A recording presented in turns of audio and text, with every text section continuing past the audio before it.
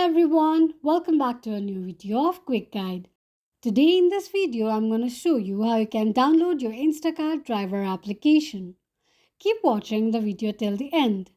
To download your Instacart driver application, firstly open your Play Store. Search for Instacart driver application and make a search.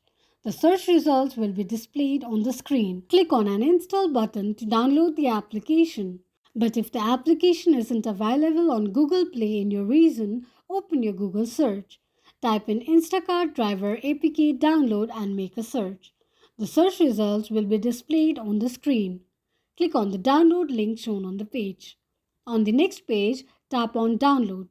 It will start the downloading process. While downloading the application, make sure that you are connected to a strong internet. After downloading the application, click on an install button and tap on open. Open the application and that is how you will be able to download your Instacart driver application quickly and easily just in few steps. If you have any thoughts or queries, let us know in the comment section. Don't forget to subscribe to our channel.